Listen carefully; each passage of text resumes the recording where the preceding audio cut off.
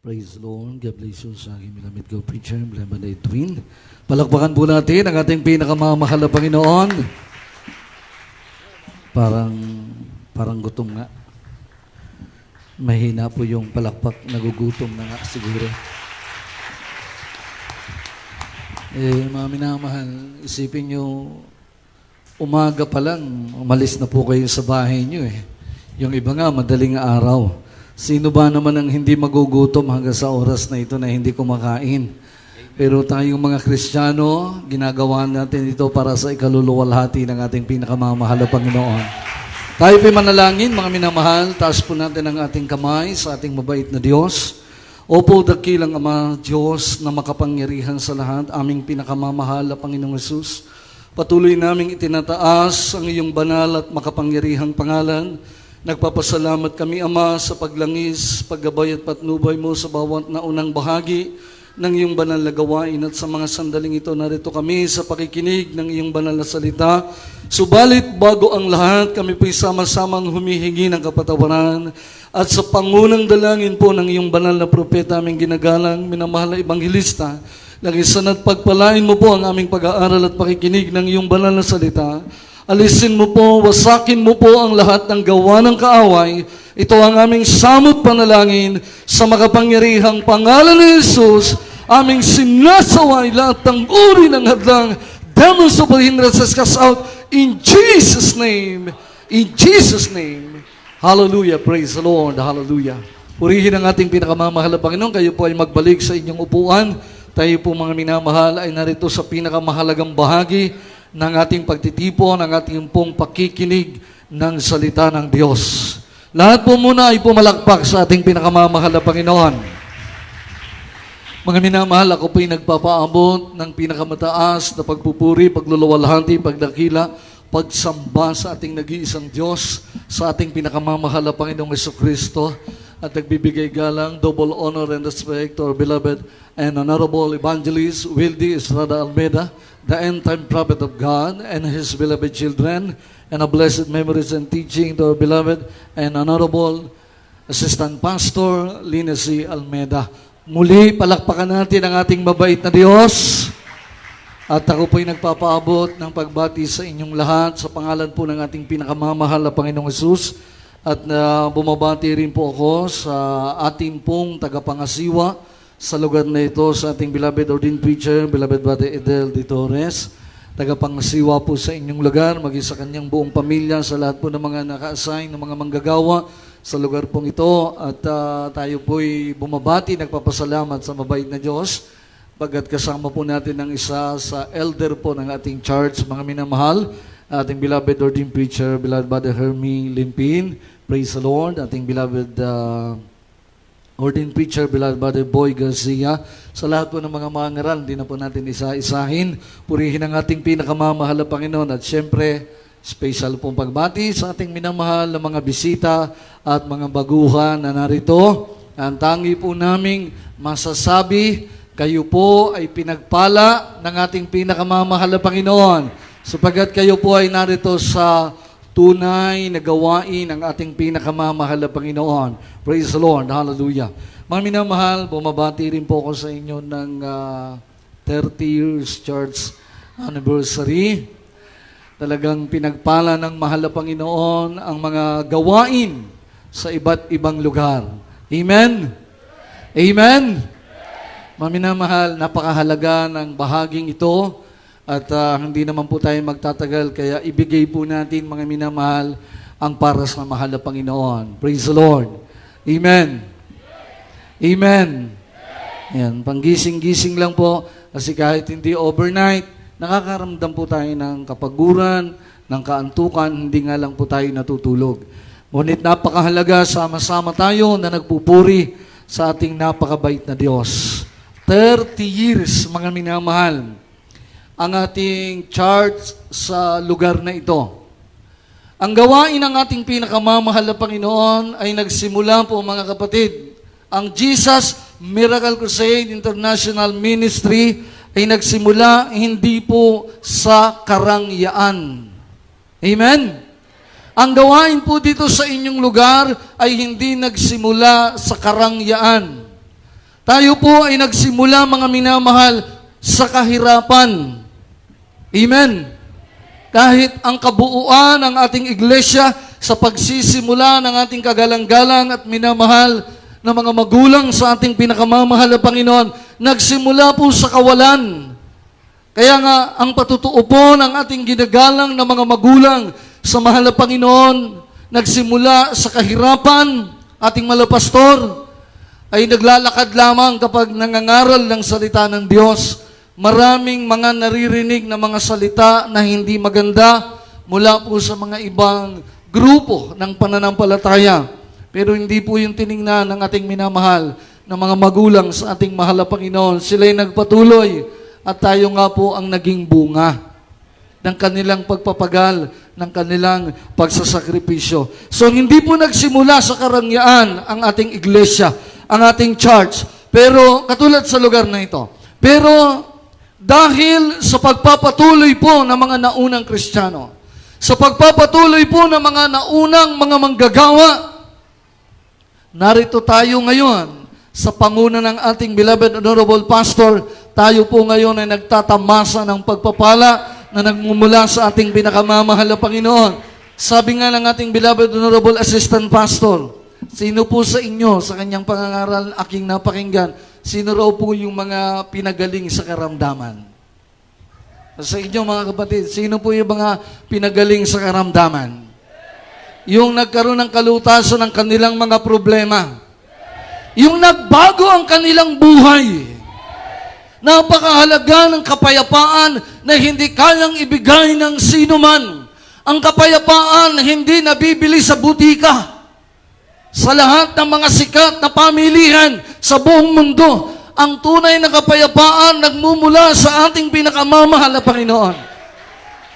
At yan yung ibinigay sa atin ng ating mabait na Diyos. Kasi gumaling ang karamdaman mo, nagkaroon ka ng kapayapaan. Kaya ka nga walang kapayapaan, alipin ka ng karamdaman. Grabe ang problema. Walang katiyakan sa nilalandas. Pero dahil nga sa pag-ibig ng mahal na Panginoon, napabilang tayo sa tunay na gawain ng ating dakilang Diyos, narito tayo pinagpala ng mahal na Panginoon. Kaya dapat, yung mga pinagpala, yung nalutas ang karamdaman ay pinagaling, nalutas ang problema, nagbago, nagkaroon ng kapayapaan, dapat ikaw yung malakas na magpuri sa mahal na Panginoon. Ikaw yung dapat na malakas magpasalamat sa ating pinakamamahal na Panginoon. Amen?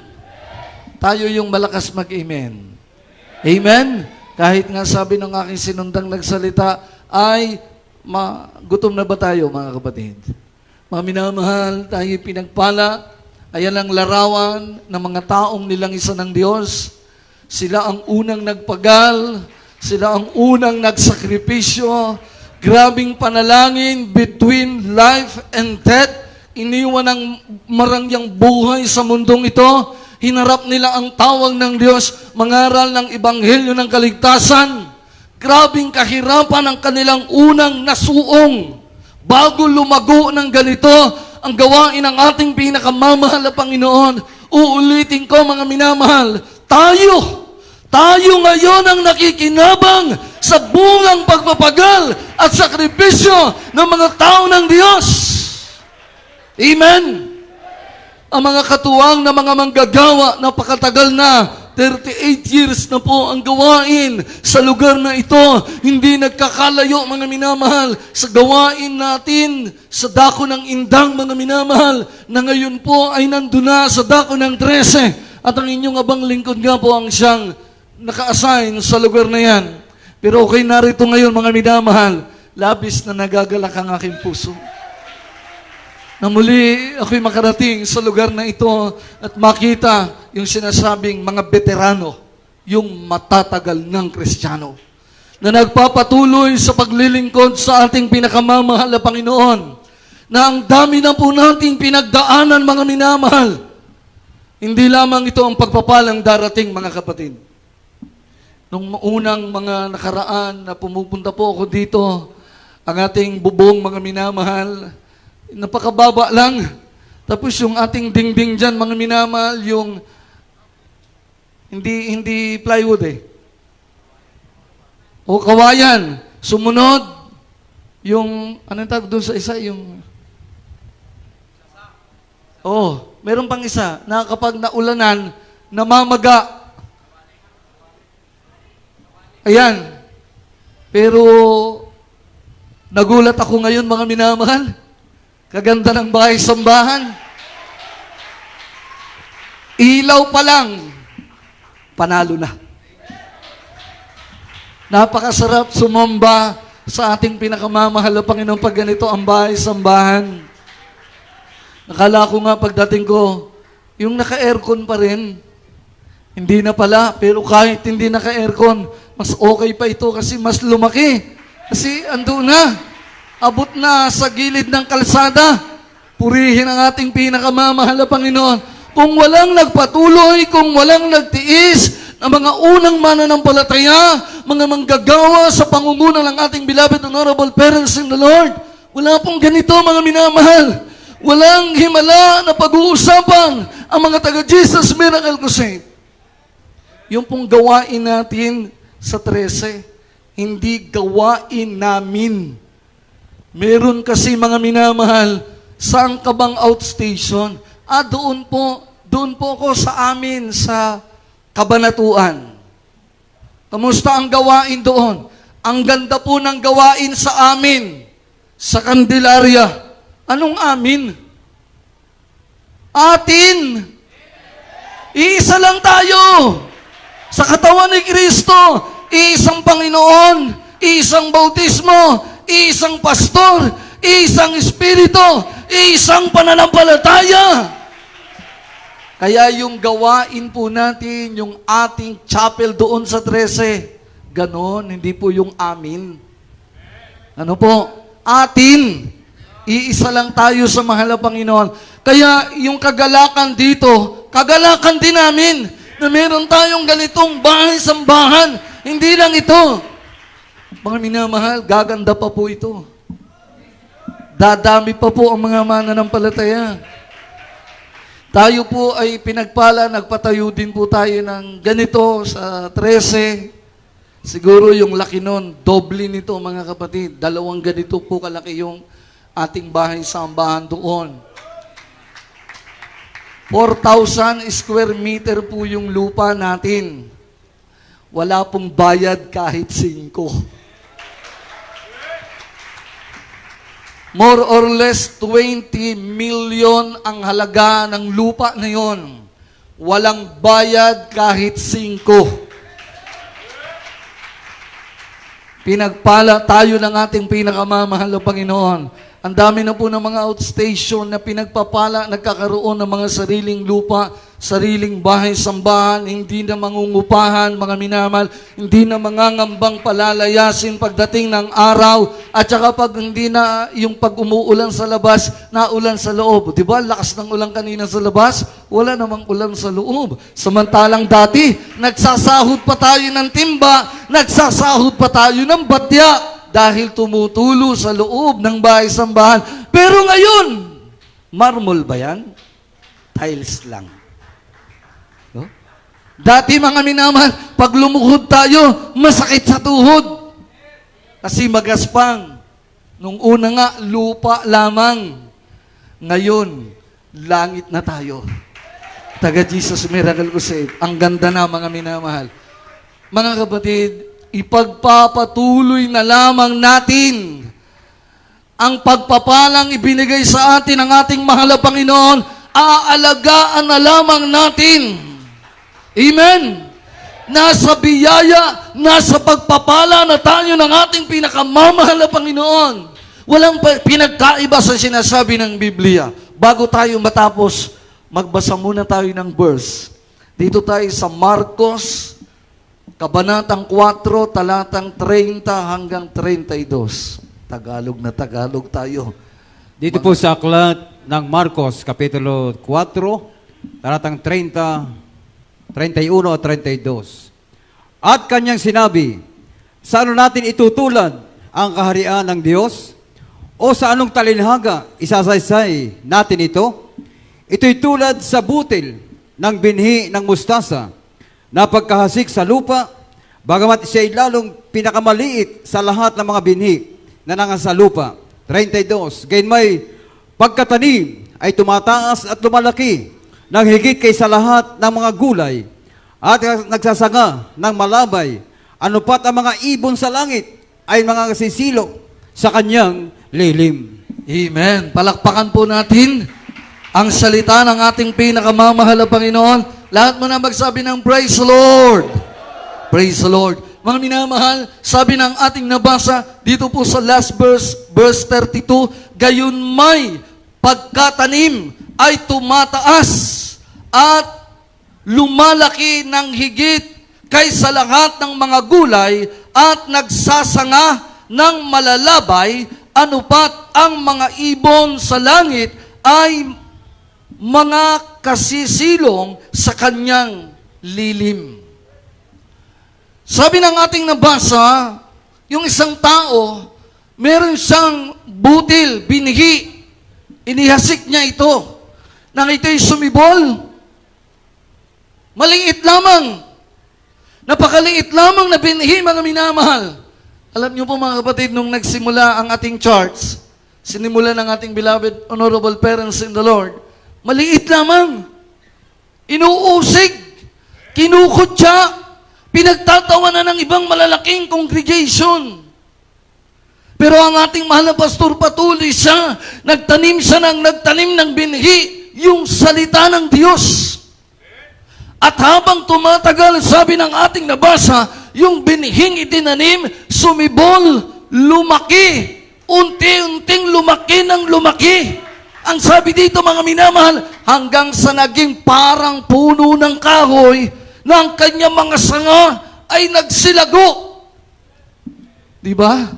Ang ating iglesia, nagsimula sa maliit, 20, 30, 40 ang miyembro. Ang pinagdarausan ng ating ginagalang na ebanghelista, ating beloved Mama Dear, ang pinakaatip, yung kumot, nasa puno lamang ng alateris, kumot lamang ang atip, mantalang dito, may kasami pa. Ang ganda pa ng ilaw. Napakaganda. Napakasarap maglingkod sa mahal na Panginoon. So nagpatuloy ang ating beloved honorable parents in the Lord. Kaya yung ating church, yung iglesia natin, lumaki ng lumaki, lumago ng lumago, dumami ng dumami. Ngayon, international na. Amen? Ating beloved ordained preacher galing sa United States. Doon nangaral. Ang dami na nating outstation sa iba't ibang lugar. Sa Cambodia, no? Sa Hong Kong. Ang dami. Mga malalayong lugar na napaka-imposibleng marating ng taga-Jesus Miracle Crusade. Pero, nangyari. Sabi ng ating beloved honorable pastor, darating ang araw pag nagmi-meeting po kami sa pastoral house, every Monday may meeting. Darating ang araw, mga beloved workers, pagpapalain ng church. Ang blessing, $1. O ngayon, di ba nangyari na? Mga choir members na dinadala sa abroad, sa gawain, para bumisita, mga mangangaral natin, para bumisita sa mga outstation po natin sa abroad. Ang blessing. Naganap ang sinabi ng ating ginagalang na malapastor. Pagpapalain ng iglesia, pagpapalain ng church, noon, pag magbilang ng tithes and love offering, 30 pesos, 40 pesos, sabi ng beloved Mama Dear, sweetheart, 35 pesos ang ating tithes and love offering, bibigyan natin ng kapatiran, ng pamasahe, wala nang matitira. Uuwi sila, kahit isang pandesal, walang pasalubong sa beloved children. Gutom, iniwanang gutom, babalikan na gutom. Ganun ang buhay ng church natin, mga minamahal noon. Pero sinabi nga ng Biblia, maiakalin tulad sa isang maliit lamang na binhi, na nang ito'y itanim, sumibol, lumago, lumaki. Ngayon, dumami na po tayo, lumaki ang ating iglesia, kinikilalang iglesia, hindi lamang sa bansang Pilipinas. Ang sabi ng ating nabasa, Ang mga ibon sa himpapawid ay dumadapo at nanganganlong sa mga sanga at dahon ng puno na ito na nagmula sa isang maliit na binhi. Ikaw, ako, tayo ang mga ibon na tinutukoy ng Biblia. Na ngayon, tayo'y nakadapo sa puno, sa iglesia ng ating dakilang Diyos, sa tunay na gawain ng mahal na Panginoon. Nakikinabang tayo, nagpapahingalay tayo, nagpapahinga tayo sa punong ito, sapagkat habang tayo'y nakadapo sa punong ito, ibig sabihin, habang tayo'y nasa iglesyang ito, ang kapayapaan ay narito. Hindi pwedeng pasinungalingan yung kapayapaan eh. Yung himala, pwedeng pasinungalingan yan pag hindi nakita. Pero sa nararamdaman mo, hindi mo pwedeng pasinungalingan ang kapayapaang ibinibigay sa iyo ng mahal na Panginoon. Ang mga milagrong ginagawa ng Diyos sa buhay natin, hindi pwedeng pasinungalingan sapagkat tayo mismo ang saksi. Kaya matapang nating isisigaw na tayo nasa tunay na pananampalataya, tunay na iglesia, ang Diyos natin ay buhay, ang Diyos natin ay totoo. Ang ating mahal na pastor ay totoong propeta ng Diyos. Amen? Napakasarap alalahanin ang kabutihan, ang kadakilaan ng ating pinakamamahal na Panginoon. Lahat pumalakpak sa ating mabait na Diyos. Narito na tayo sa tunay na gawain. Ipagpapatuloy na lamang po natin. Kakaunting panahon na lamang, mga minamahal. Kakaunting panahon na lamang ang ating ipagtitiis. Pero tayo ngayon nasa pagpapala.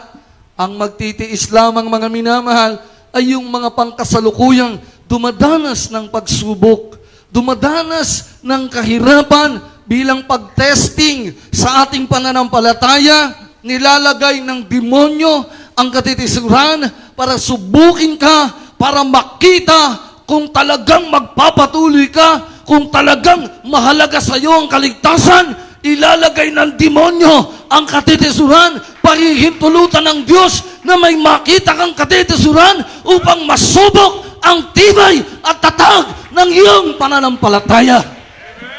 Mga minamahal, ipagpapatuloy na lamang natin.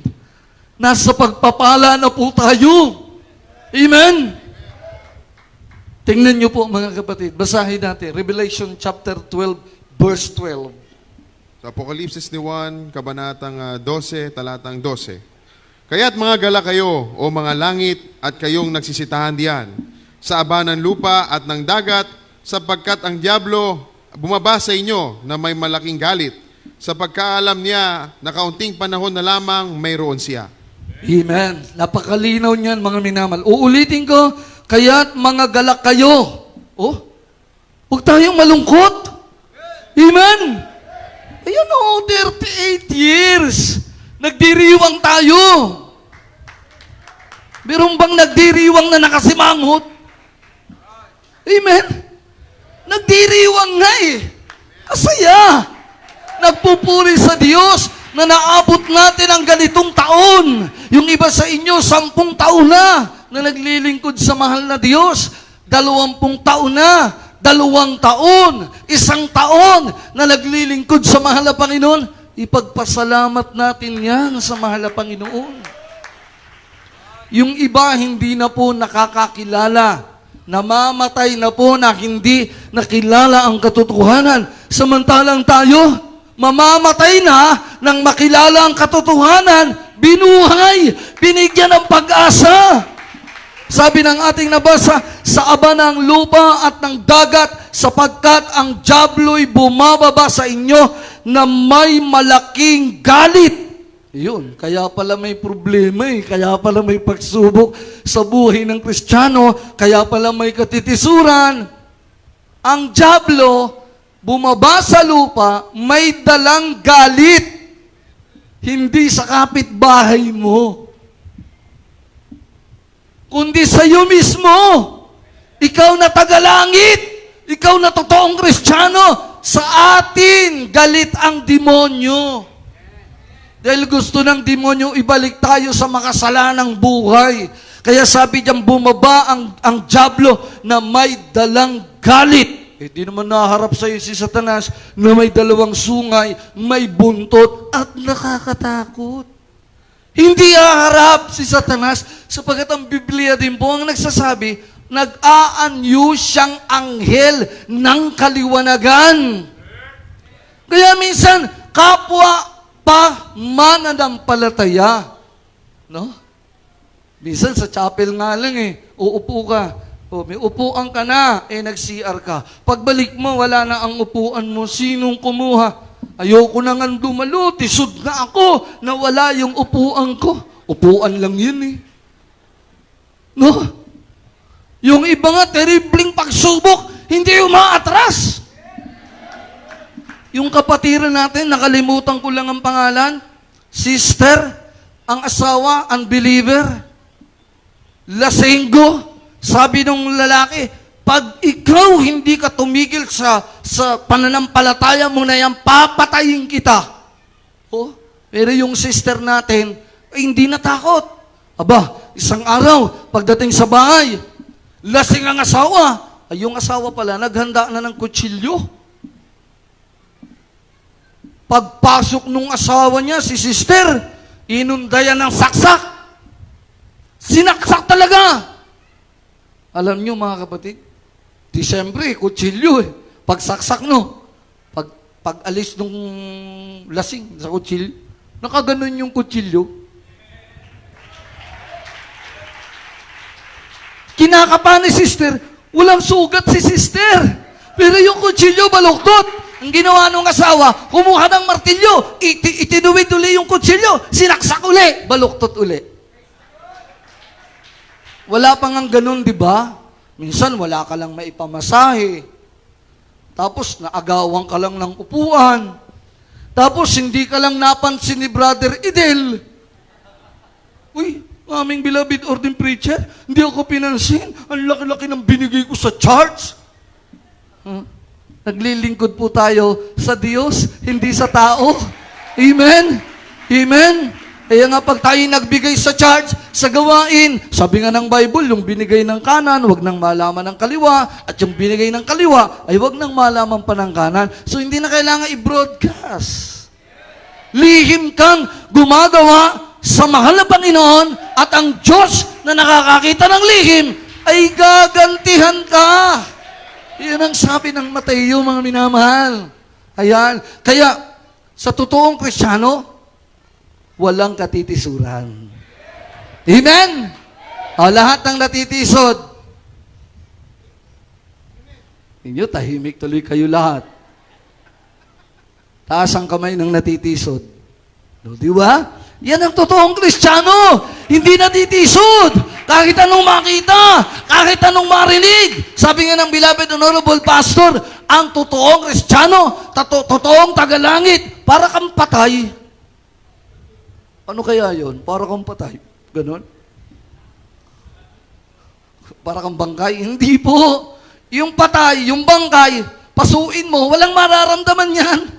Tagtarin mo man yan, walang mararamdaman. Wala ding makikita, wala ding maririnig. Yan ang tagalangit. Walang nakikitang katitisuran. Hindi nagdaramdam, hindi nasasaktan. Kung nasasaktan, ang pananampalataya niya, hindi hinahayaang maapektuhan. Nagpapatuloy na maglingkod sa Diyos. Ano man ang pagsubok na inilalagay ng demonyo sa ating harapan.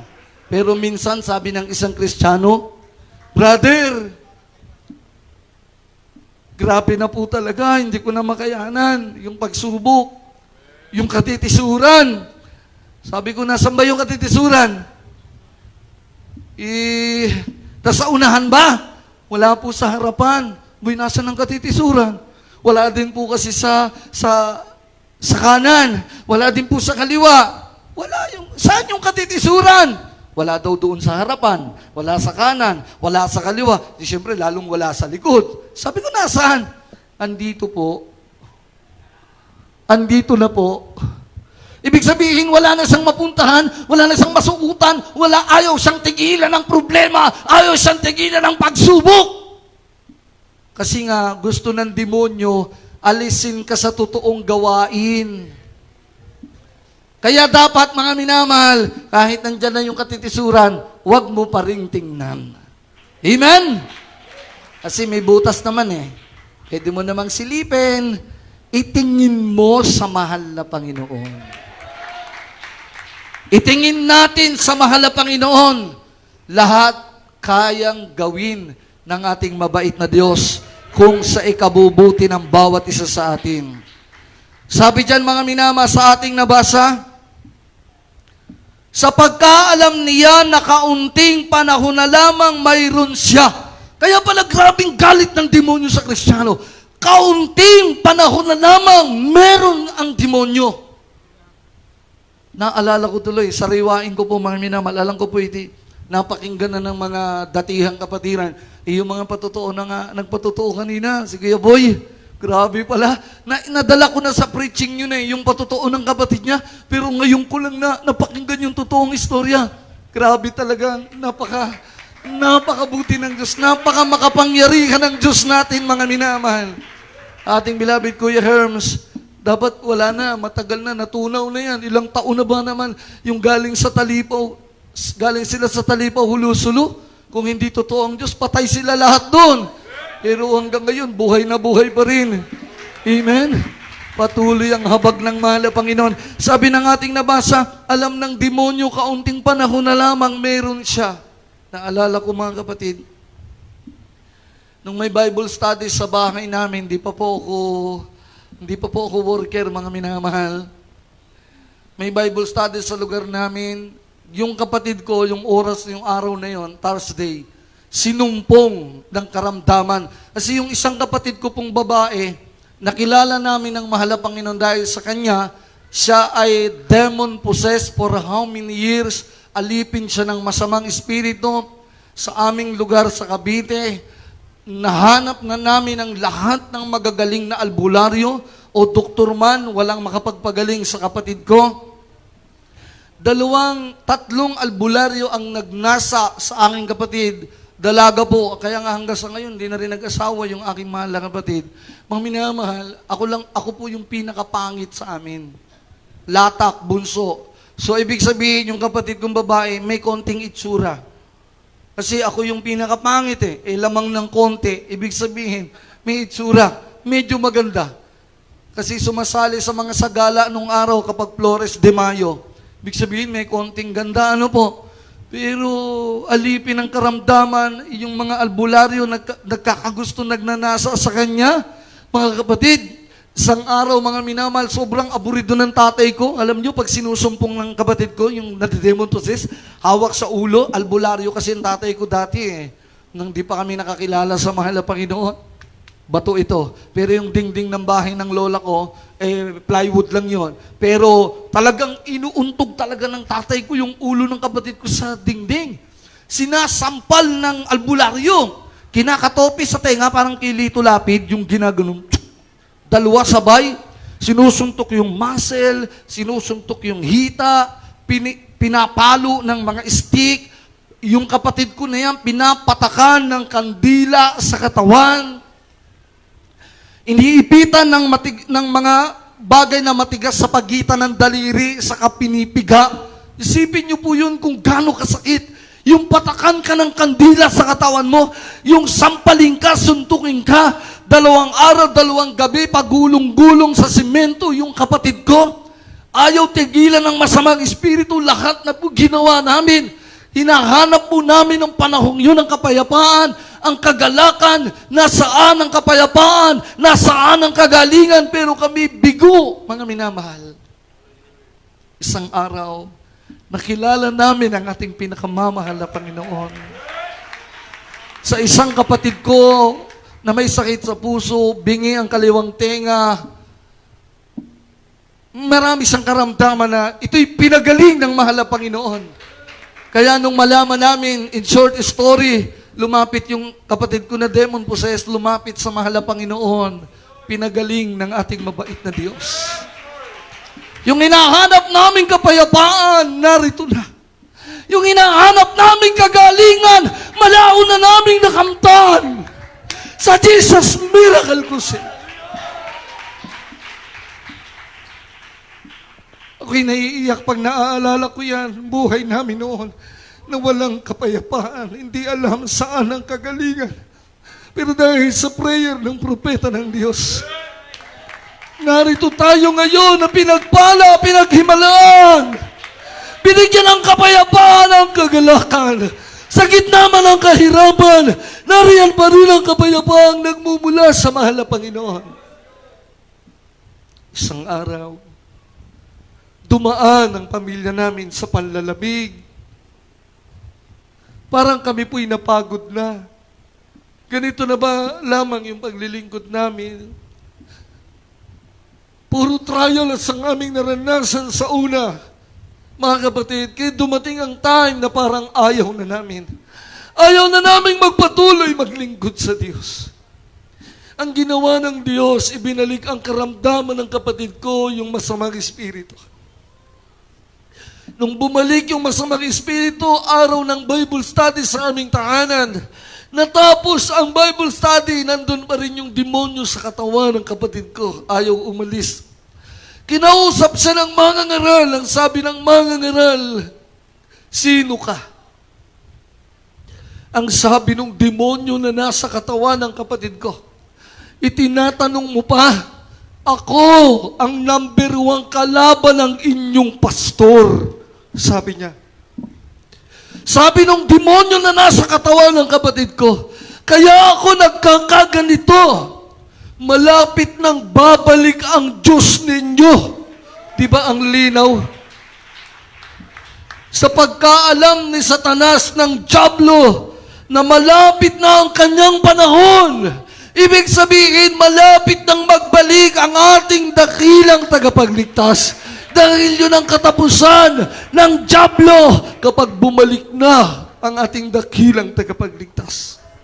Sabi ng Diablo, kaya ako nagkakaganito, malapit na babalik ang Diyos nyo. Sabi ng Diablo, lahat ng nanlalamig sa inyo, ako ang dahilan. Nanlalamig ka ba? May problema ka ba?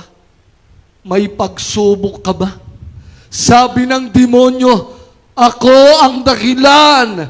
Kaya nariyan ang problema sa inyo. Nandyan ang kahirapan, nandyan ang pagsubok, nandyan ang pag-uusig. Ang Diablo ang dahilan. Ang huling binitawan ng demonyo bago siya umalis sa katawan ng kapatid ko. Sabi ng Diablo, lahat ng tumalikod sa inyo ay akin. Sabi ng demonyo, nung oras na yun, baka minamal para kaming binusa ng tubig.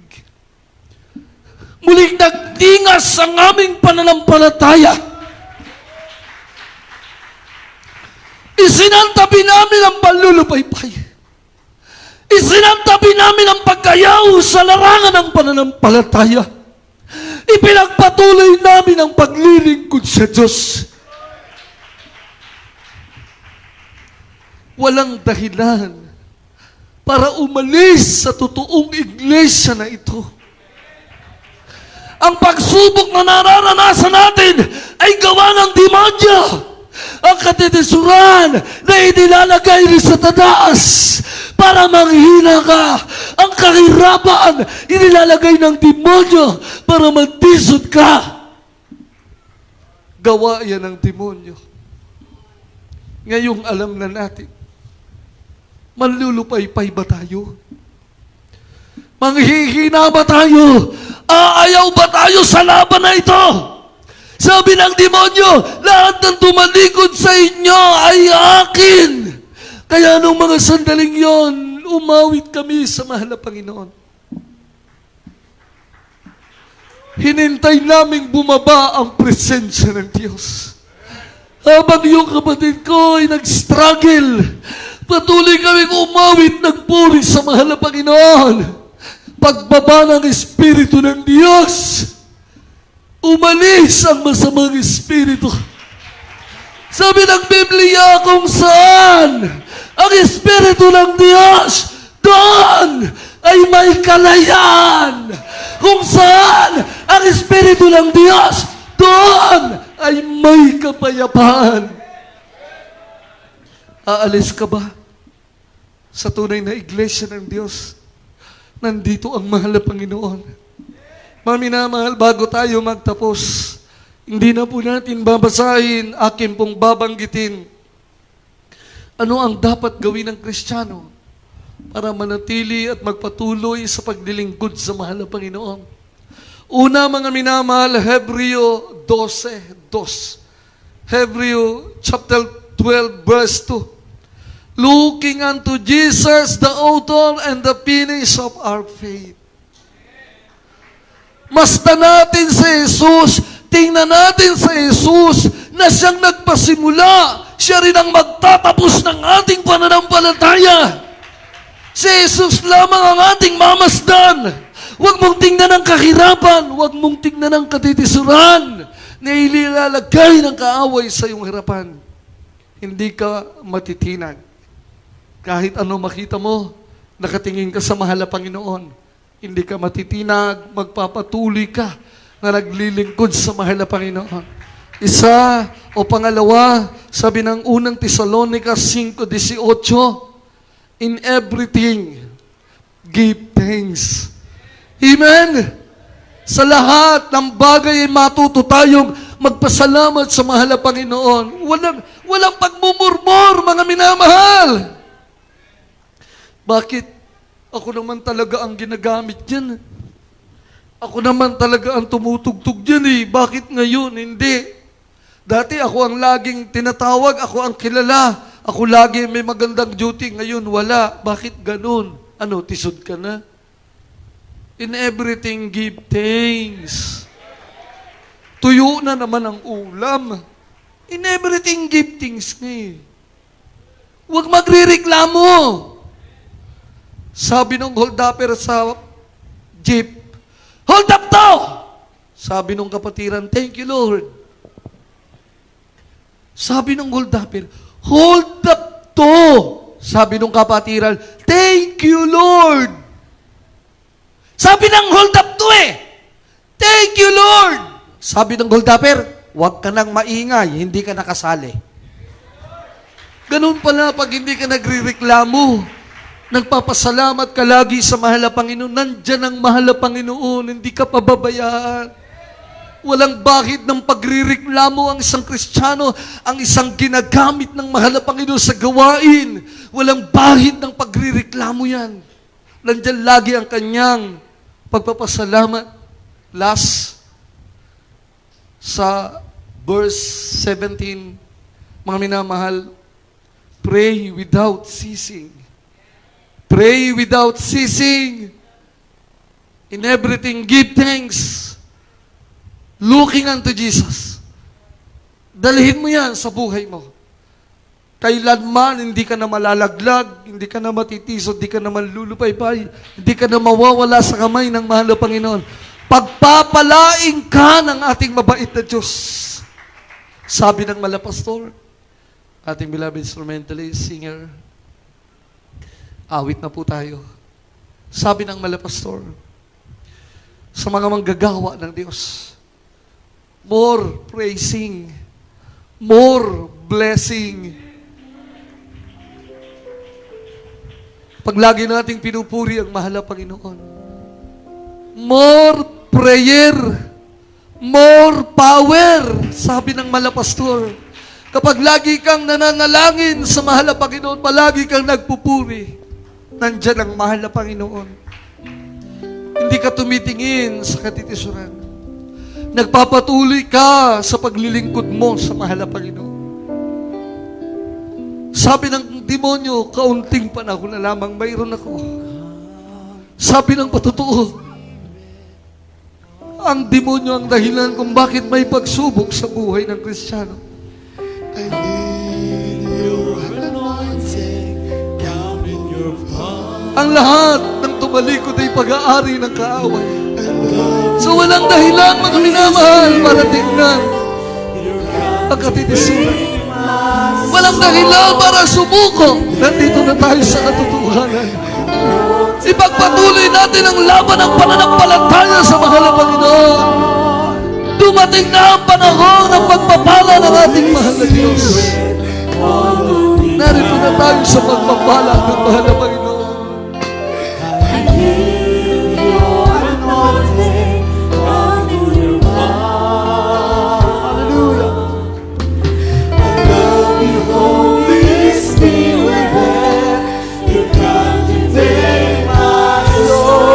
Hindi ko makakalimutan mga minamahal ang patutuong iyan sa buhay namin.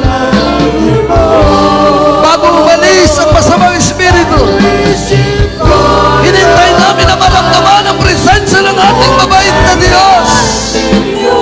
Hinintay namin bumaba ang presensya ng Diyos. Kung saan ang espiritu ng Diyos, doon ay may kapangyarihan, doon ay may kalayaan. Kaya sa oras ng ating pagsamba,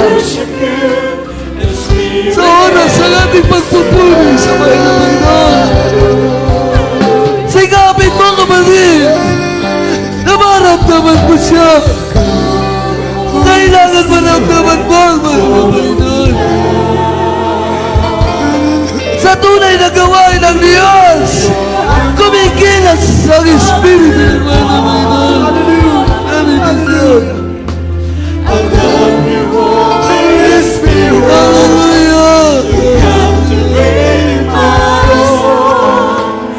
Hallelujah. Walang dahilan para hindi mo maramdaman ang presensya ng Diyos. Ito ang ating kalakasan na mga tunay na Kristiyano na maramdaman mo ang presensya ng Diyos. Praise the Lord! I worship you.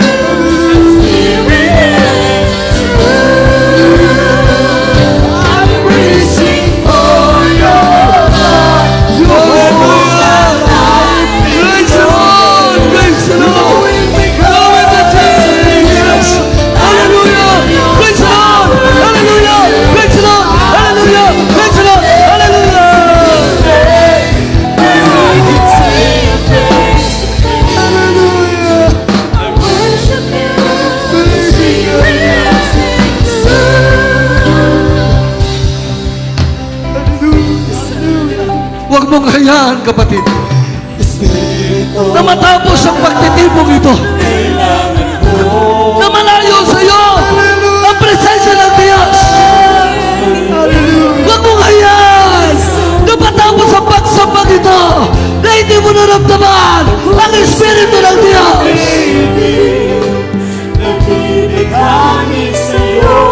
Ito ang ating kalakasan. Ito ang ating kagalangan. Ito ang ating kalayaan na maramdaman ang Espiritu ng mahal na Panginoon.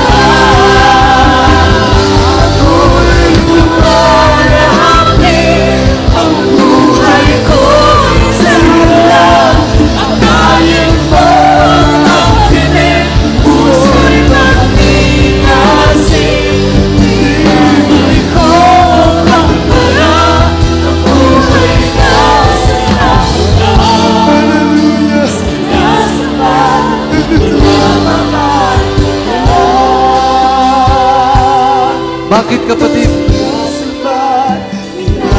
Bakit hindi mo maramdaman ang mahal na Panginoon?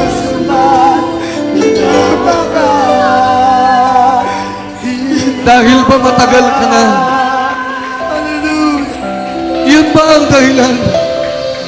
Dahil matagal ka nang naglilingkod? Dahil naiinip ka na, nagsasawa ka na? Di ba ikaw na matagal na naglilingkod sa Diyos, ang higit na maraming pagpapalang natatabang? Dahil ba alam mo na sa gawain ng Diyos, kaya hindi mo siya maramdaman? Kung sino mga baguhan, silang napupuspos ng kapangyarihan ng Diyos, tayo na matatagal sa pananampalataya, tayo ang hindi nakadarama ng presensya ng Diyos. Bakit? Dahil alam na natin, di ba dapat tayong mga matatagal na Kristiyano ang ulang nakadarama ng presensya ng Diyos? Dahil marami ng pagpapala tayong natanggap sa malapit ang buhay ko sa iyo na. At marami ng pag-iingat ang mahal na Panginoon. Marami ng pagliligtas na ginawa ang Diyos sa buhay natin.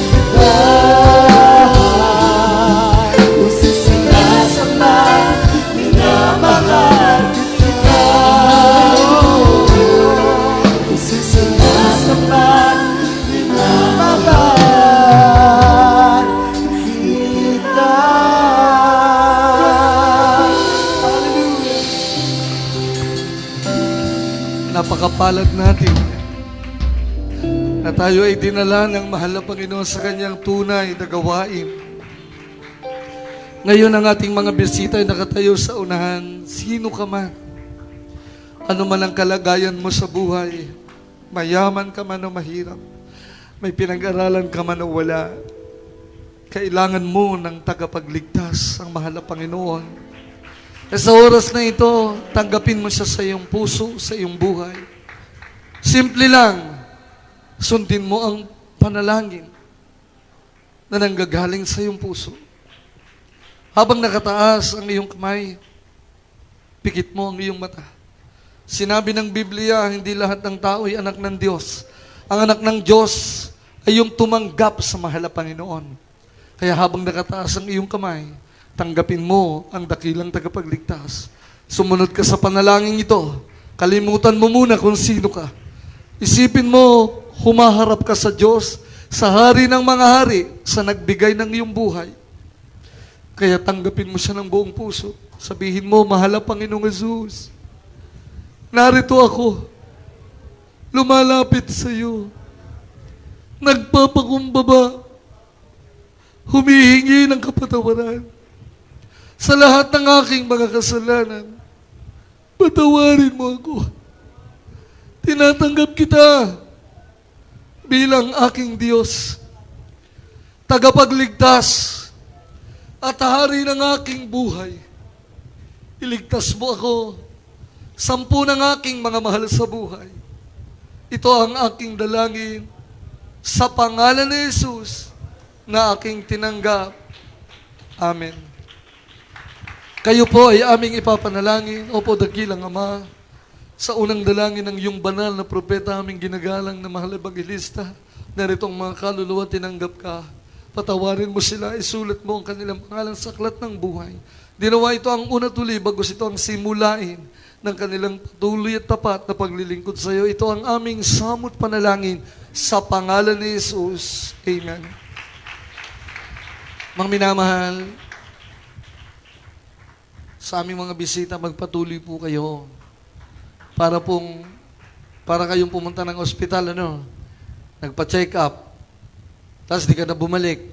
Sabi ng doktor, bumalik ka. Ganito ang kailangan, di ka na bumalik, paano ka gagaling? Sa mahal na Panginoon, hindi po doktor.